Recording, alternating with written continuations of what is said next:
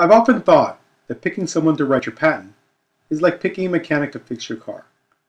Unless you know something about patents, or cars, you don't know what you've bought until a long time after you've paid. Patents are expensive, very expensive. You may end up paying over $20,000 in costs to the prosecutor and fees to the government after all is said and done. So it literally pays to do your homework.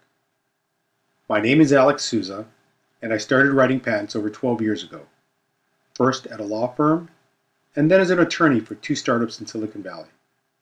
I'm admitted to practice in California and the USPTO. I have a BS in Mechanical Engineering, an MBA, and a JD. This presentation includes tips derived from my experience, as well as a primer on patents and the process for getting patents. Patents live at the intersection of science and law, which can be intimidating.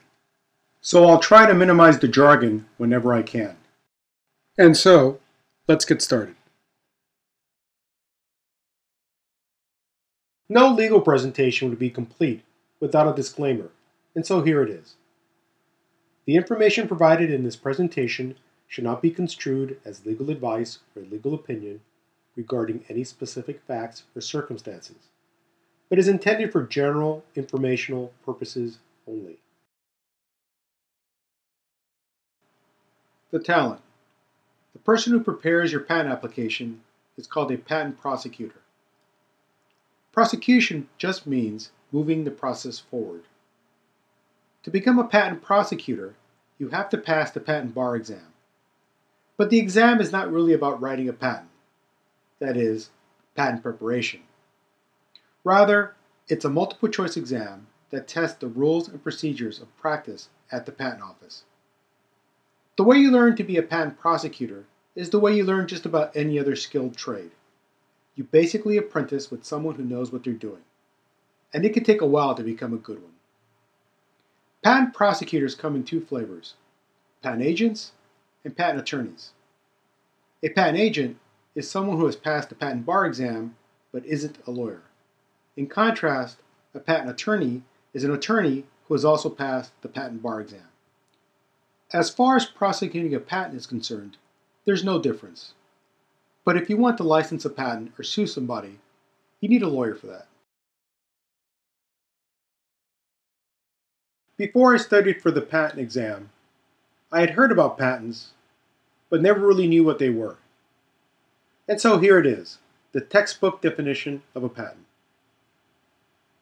A limited duration, intangible property right that allows one to prevent others from making, using, or selling the patented invention in the United States. In other words, a patent is a negative right, not a positive privilege. It doesn't allow you to do anything. It allows you to stop someone else from making, using, or selling the thing you got a patent on. Here's a simple example to illustrate the point. Let's say you were lucky enough to be issued a patent that claims a chair with 4 or more legs. You could then prevent someone else from making a chair with 5 legs. However, if someone else, luckier than you, received a patent for a chair with 3 or more legs, they would be able to stop you from practicing your invention. Patents have been around for a long time. In fact, they're mentioned in the U.S. Constitution. It can be found in Article 1, Section 8, Clause 8. The whole reason for having patents is to benefit the public, and so, to encourage inventors to reveal their inventions, they are granted the right to prevent others from practicing the invention for a limited time, roughly 20 years from the filing date. Revealing the invention means that the inventor must disclose the what and the how. By the way, sometimes I use the word inventor and sometimes I use the word applicant. The applicant is the person applying for the patent. Sometimes they're the same person, sometimes not. For example, an inventor may have assigned the invention to his or her employer. In that case, the employer is the applicant. The what, called the written description, requires that all claims must find adequate support in the originally filed patent application. I'll discuss claims in the next slide. The how has two parts. The first is called enablement. The second is called best mode. Enablement means that the applicant must describe how to make and use the invention as to permit any person skilled in the art of the invention to do so without undue experimentation. Best mode means that the applicant must describe the best way known to the inventor on the application's filing date of carrying out the invention. Patent folks refer to these requirements by their location in the United States Code, 35 U.S.C. 112, first paragraph. Prior art is any evidence that your invention is already known and thus legally disqualified from patent protection. There are basically two types of prior art: novelty, under 35 U.S.C. 102, and non-obviousness, under 35 U.S.C. 103. When a patent application is submitted to the Patent Office, the examiner looks through the prior art to determine patentability. In order to be novel, the invention can't have already been patented or available to the public prior to the effective date of the invention. However, there is an exception that exists only in the United States regarding prior disclosures by the inventor. In the United States, if a public disclosure was made less than 1 year before the effective filing date, that disclosure cannot be used as prior art against the invention. However, that same disclosure would terminate any foreign patent rights. In order to be non-obvious, the examiner must have not found any teaching, suggestion, or motivation to combine prior art references to make the invention. The most distinguishing characteristic of a patent is probably the claim.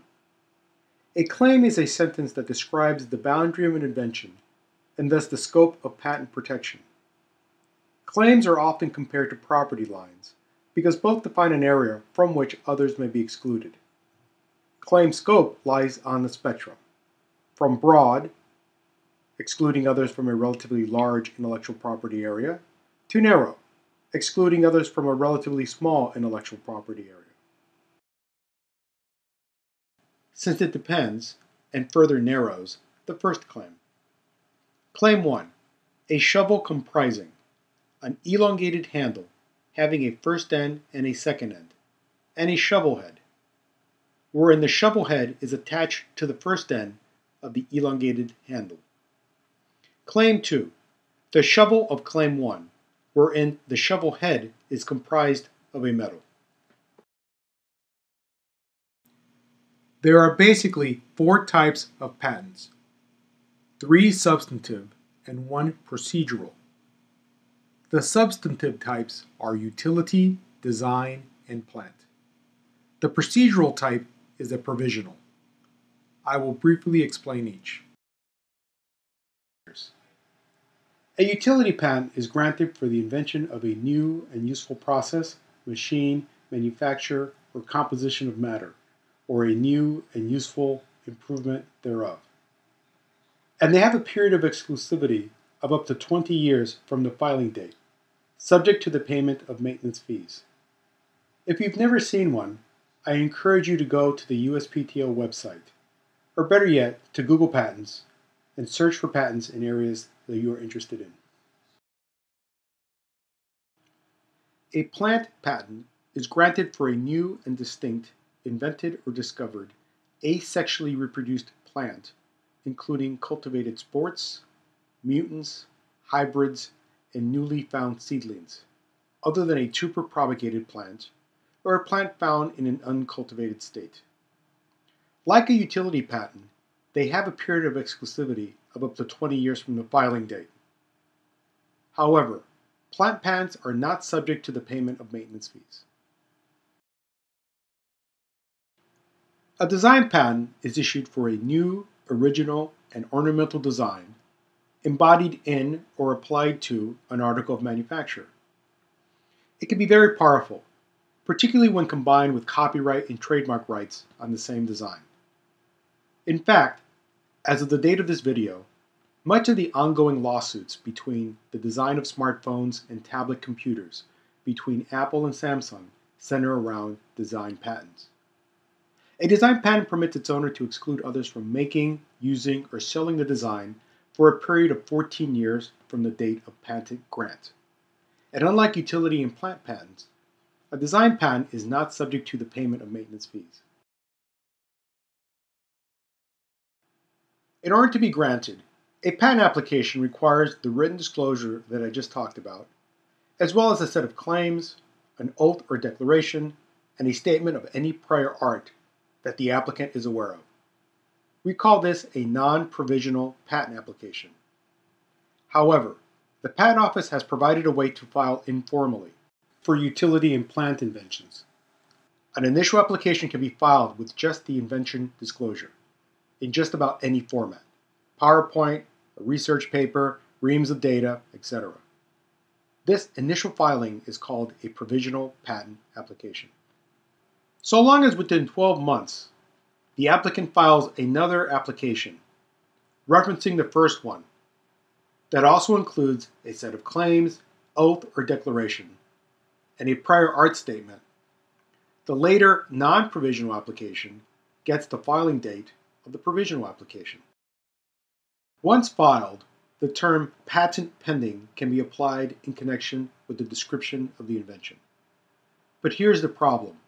You may end up submitting too little or too much. If you miss something in the invention disclosure when you initially filed, you're out of luck. You can't add new material after you submit the provisional application and expect to get the same filing date. But the opposite problem is true too. The inventor cannot prevent the public from using any information disclosed but not claimed. It may have been a better strategy to keep this information secret. Think the Coca-Cola recipe, which can then be protected indefinitely. My advice, if you can, is to take the time to properly prepare, or better yet, have a professional prepare the patent application. If doing a proper patent application is not an option, say you're presenting at a conference or meeting with a VC and there's no time to properly file, try to be as reasonably complete as possible. If you know you want to keep something as a secret, like a specific recipe, consider not disclosing it. However, if you are not sure, my recommendation is to just include it to be on the safe side. Here is the process for getting a patent. Initially, there is the aha moment, called conception of the invention. This is when the proverbial apple hits you on the head. Next, you have to figure out how to do or make the invention. This is called reduction to practice. Then you start preparing the patent application, normally with a patent prosecutor who sits down with you and takes notes while you explain the invention. When the application is ready to go, it gets filed at the patent office with the appropriate fees. Next comes the dance, where the patent office and the prosecutor negotiate with each other to try to get some of the claims allowed. The patent examiner sends office actions to the prosecutor, and the prosecutor responds with amendments. Eventually, hopefully, a notice of allowance is received. After the payment of a fee, of course, the patent is granted. Every few years afterward, a maintenance fee has to be sent to the patent office to keep the patent alive. An office action is a letter from the patent examiner setting forth the current status of a patent application. The first non-final office action usually contains reasons for any rejection or objection, or for additional requirements. For example, sometimes the claims actually describe more than one invention. Since the filing fee only covers the examination of a single invention, the applicant will be asked to choose which invention, that is, which subset of claims, on which to move forward. After receiving a response, that is, an amendment, from the applicant, the examiner sends a second final office action, notifying the applicant of the status. If none of the claims are allowed, the process can be continued, with another fee, of course. This is referred to as an RCE, or Request for Continued Evaluation. Sometimes we use the shorthand of just continuation. Here is a sample patent application timeline. We'll set the provisional application filing as month 0. Within 12 months, a non-provisional application must be filed, or the application goes abandoned. In about 18 months, the first office action is received from the Patent Office. Also at 18 months, the patent application is published, unless you tell the Patent Office otherwise. And then one day, hopefully, the patent issues. 36 months is a good rough estimate. Here are some typical costs from a 2013 survey by the American Intellectual Property Law Association. Again, application cost refers to the cost of preparing the patent application, whereas amendment cost refers to the cost of responding to an office action. Typical costs are about $3.5K for preparing a provisional application, $6.5 to $10K for preparing a utility application, and about $3K for preparing an amendment. When you get an estimate or the final bill, it may be lower or higher, and that's okay. Your invention may be relatively simple or horrendously complex. However, if the cost is too much lower or too much higher, be suspicious. Ask questions. The USPTO is entirely a fee-funded agency. The filing fee is the cost to have your invention examined one time. The Request for Continued Examination, or RCE fee, is the cost to have your invention examined an additional time. The issue fee is the cost paid after the application is allowed in order to issue the patent.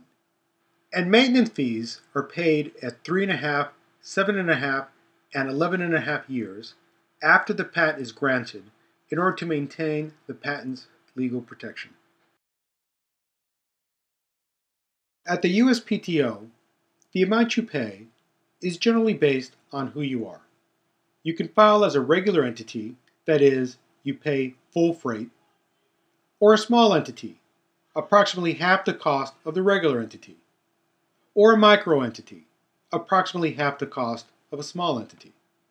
To qualify as a small entity, an applicant must be a person, a small business concern, or a nonprofit organization, and not have assigned, granted, conveyed, or licensed any rights in the invention. To qualify as a microentity, an applicant must qualify as a small entity, not be named on more than 4 previously filed applications, and not have a gross income of more than 3 times the median household income in the previous year, roughly $50,000. Here are my 8 tips. Number 1, be suspicious. Number 2, interview the actual person doing the work. Number 3, get an estimate. Number 4, avoid being nickeled and dimed. Number 5, see the real track record. Number 6, watch the upsell. Number 7, ask for a very narrow claim. Number 8, consider getting an in-house patent resource. Tip 1. Be suspicious. It's a bit like dating. What looks great at first may end up being, well, not so great.